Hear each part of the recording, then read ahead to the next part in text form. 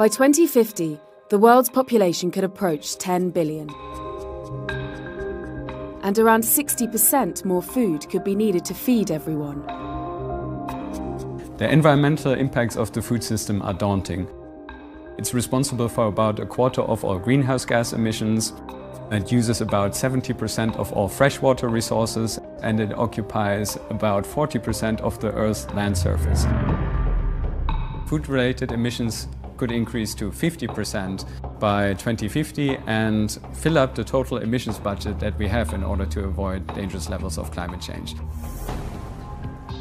Interest in vegan food has been booming across the rich world.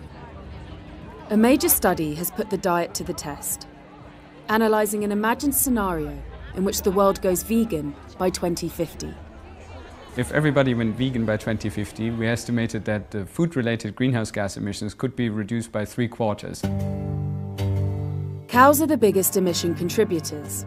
Bugs in their digestive system produce methane, and deforestation for their pasture releases carbon dioxide. These gases warm the planet. If cows were a country, they'd be the third largest greenhouse gas emitter. I'm a 9th-generation farmer in this area. I grew up on a farm with cows and fattening bulls. Jaap Korteweg comes from a long line of farmers in the Netherlands. My goal is to be the biggest butcher in the world. We do it for meat lovers, but if you don't like meat, don't buy our products.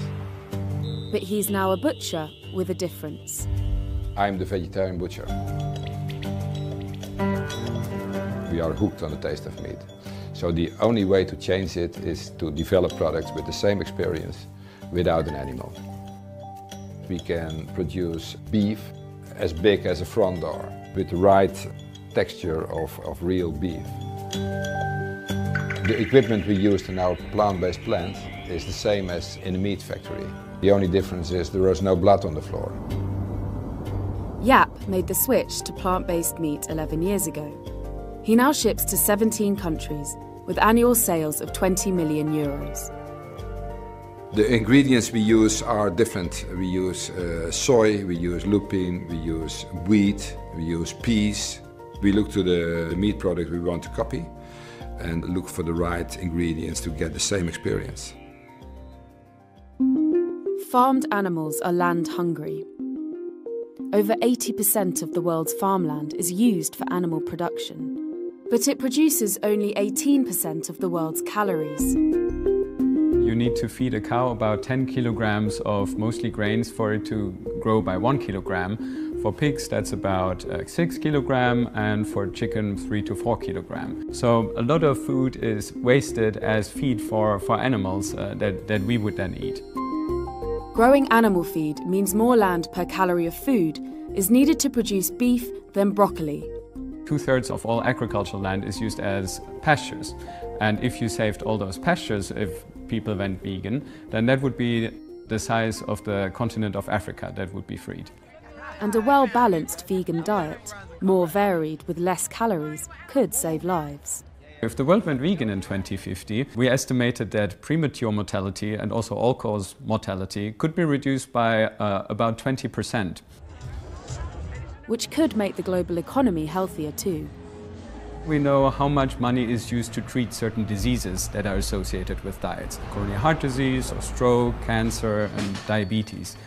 Then we get to an estimate about $1 trillion in 2050 that could be saved. That would be about 3% of all global healthcare-related costs.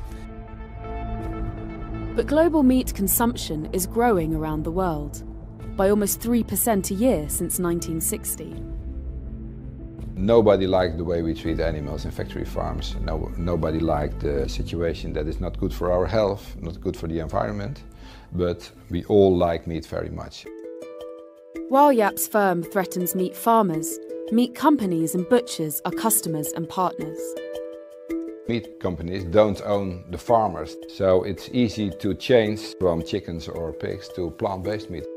If the consumers want it and the market want it, they're happy to change. Affordable and accessible alternatives could yet see the rich world hit peak meat and head down the other side.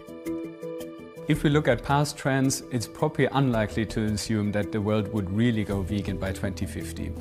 We found that without large-scale dietary changes towards more plant-based diets, we would have a very slim chance of staying below dangerous levels of climate change.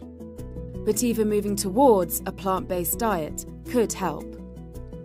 According to our estimates, a predominantly plant-based diet could get us probably 3/4 of the way. Governments can play a crucial role by setting the right dietary guidelines. They can adopt procurement policies where it's clear that the standard foods that are ordered are plant-based, healthy and sustainable. For the vegetarian butcher, plant-based meat is just the next step in a long history of developments in the farming world.